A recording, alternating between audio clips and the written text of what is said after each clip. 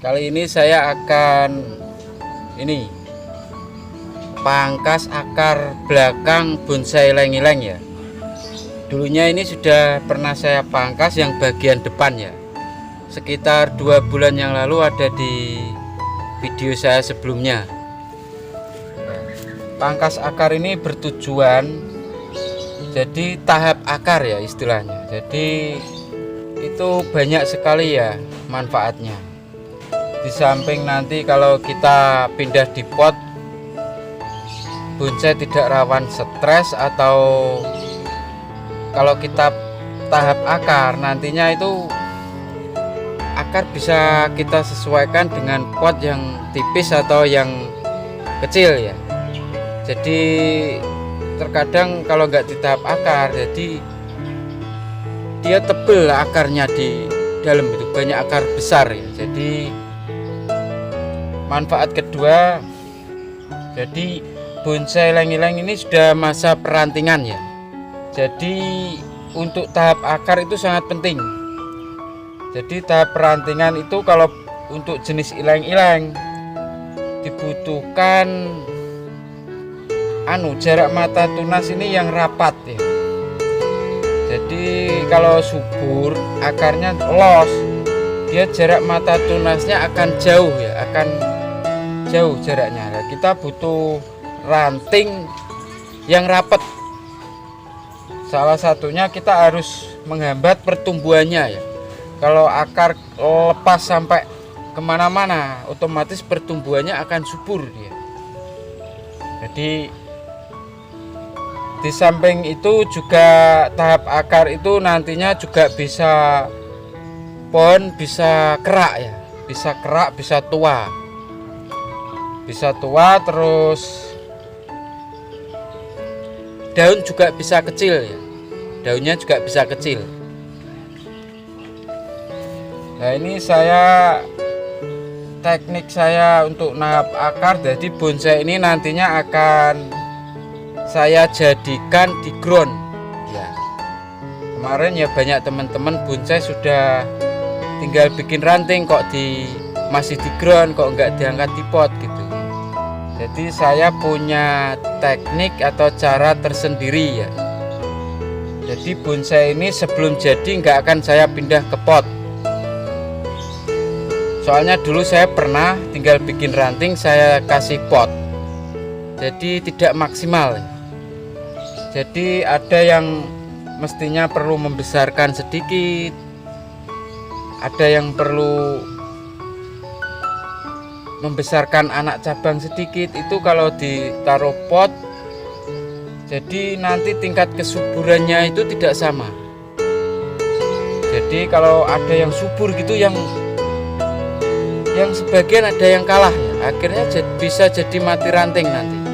Soalnya di pot itu akar kan berebut. Seumpama makanan gitu, kita seumpama ayam gitu ya, ayam kita kasih makanan, ayam yang besar dan kecil itu berebut, pasti kan yang kecil kalah. Sama aja dengan pohon ini, akar di dalam ini kalau di pot itu dia yang lebih banyak makan, dia akan kalah. Yang kurang makan pasti dia akan mengecil ya, susah, nggak bisa bareng lah. Jadi makan bareng itu nggak bisa. Seperti ini di ground, meskipun ini ada yang lambat, ada yang nggak pertumbuhannya, tapi dia itu tetap normal pertumbuhannya. Meskipun ada yang agak lambat, tapi dia nggak bakalan mati ranting. Nah, itu kelebihannya kalau di ground ya. Makanya saya punya cara sendiri untuk menjadikan bonsai ylang-ylang ini di ground, meskipun sudah tinggal bikin rantingnya. Jadi jangan disamakan dengan bonsai-bonsai jenis lainnya seperti serut. Mungkin ini kalau serut sudah ngangkat pot ini ya.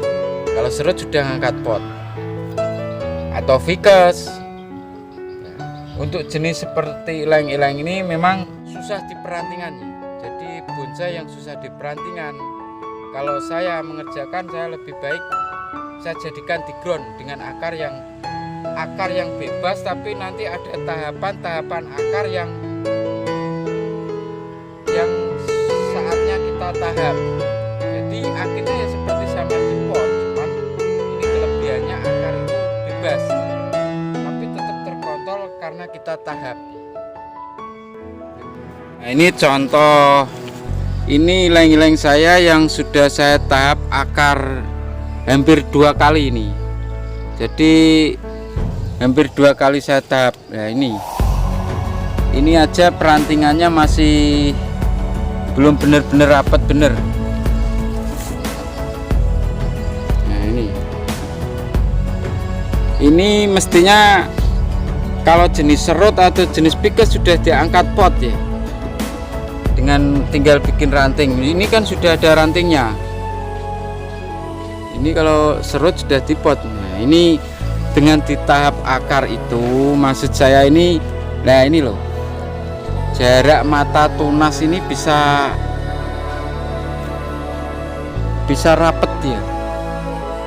Nah, ini jarak mata tunasnya ini bisa rapet ini. Nah, ini jaraknya itu bisa rapet seperti ini. Contoh yang bonsai belum di tahap akar. Nah, ini jarak mata tunasnya sebegitu panjangnya, ini hampir 25 cm ini antara ini dan ini. Loh, ini juga jarak mata tunasnya panjang ini sampai sini.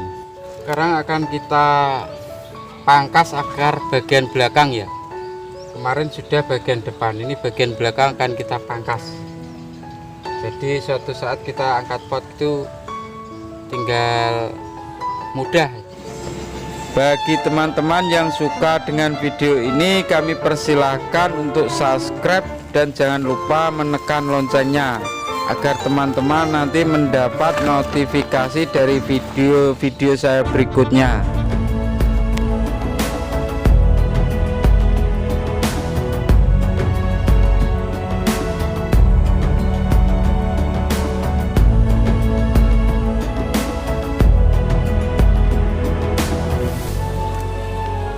Ada akar besar ini, kita pangkas saja.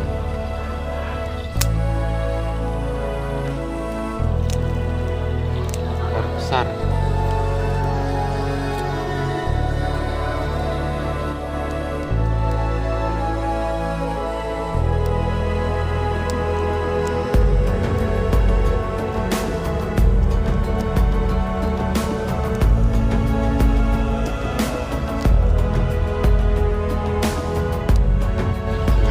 Besar ya. Nah, bisa kita lihat teman-teman, ini udah dulu yang depan juga seperti ini lah. Itu dulu yang depan tuh kelihatan tuh bekasnya itu, karetnya itu. Nah, ini akan kita kasih media baru ya, kita kasih media baru. Jadi ini total seluruh akar keliling depan belakang kanan kiri sudah pernah kita tahap akar pertama kali ya.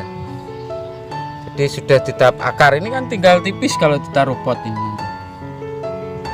Nah, jadi di tahap akar ini juga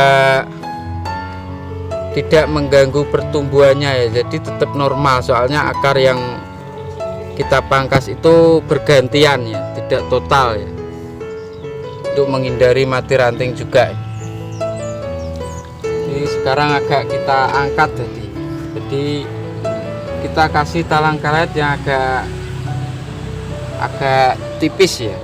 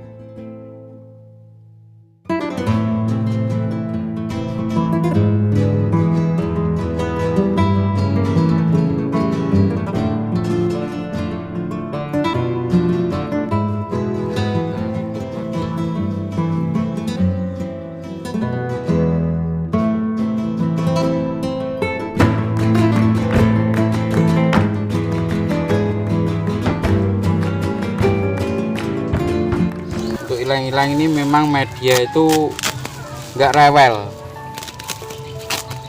Jadi apapun dia mau, yang penting dia itu satu kuncinya itu harus porus ya, jangan padat. Ini hanya saya kasih pasir Malang aja.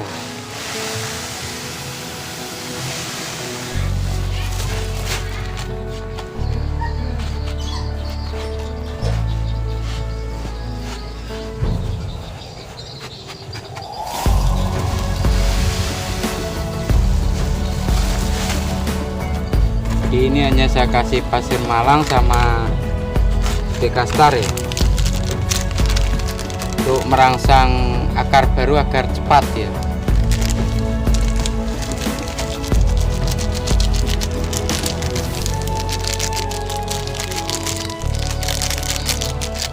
Ini bisa kita campur dengan pupuk kandang juga bisa ya. Ini pupuk kandang.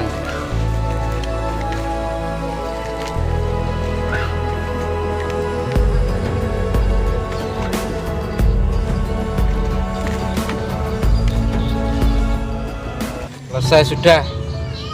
Jadi sangat mudah ya ilang-ilang itu. Nah ini nanti selanjutnya kita tinggal memperbanyak ranting ya. Jadi nanti bisa tahap akar itu bisa 1 kali, bisa 2 kali ya, itu terserah teman-teman ya.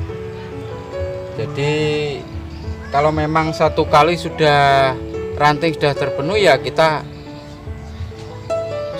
angkat ke pot ya. Jadi untuk teman-teman bisa dicoba untuk jenis pohon yang susah ngeranting ya. Contohnya seperti asem atau kawista, itu karakternya hampir sama ya. Jadi dia lama di perantingan. Makanya dulu saya pernah ilang-ilang itu sudah ngeranting, saya angkat di pot itu, ternyata setelah di pot jadi pertumbuhan ranting itu nggak bareng gitu loh, nggak bisa maksimal ya. Nah, kalau di ground ini dia bebas, jadi akarnya itu bisa bebas. Meskipun ada pembatas di bawahnya, tapi di sampingnya dia akan keluar ya. Ini juga bisa kerak semua ini. Bisa kerak semua. Nah ini nanti kalau belum benar-benar jadi nggak akan saya angkat di pot ya. Jadi ya harus sabar ya. Soalnya bonsai itu kalau dikonteskan itu minimal harus ada rantingnya ya. Kalau ada rantingnya sebagian cuman sedikit, terus yang lain belum ada ya, mengurangi nilai ya. Kalau bisa setiap anak cabang ini ranting terpenuhi ya. Terus mahkota pun harus rapat. Nah itu, mahkota harus rapat rimbun kalau bisa ya. Nah ini ilang-ilang ini usia 9 bulan, 1 tahun 9 bulan. Bisa dilihat ini akar ini juga akar programan semua ini, bisa keliling muter ini. Ini juga bisa mengerak, ini batang-batang anak cabang juga bisa mengerak dengan teknik kita tahap akar ya. Nah ini tinggal bikin ranting dan sebagian anak cabang ya. Nah ini yang usia 2,7 bulanan ya. Ini juga tinggal bikin ranting, ini sudah sebagian ada rantingnya. Tuh, bisa dilihat ranting-ranting sudah ada sebagian.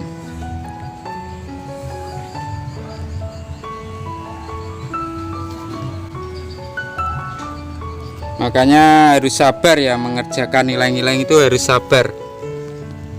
Harus sabar dan kita harus mempelajari karakternya ya. Jadi teknik-tekniknya, karakternya dia itu harus kita pelajari. Jadi ini sudah tinggal bikin ranting, tetap saya ground. Soalnya saya ingin ranting-ranting ini nanti benar-benar maksimal ya. Jadi nggak asal rimbun aja.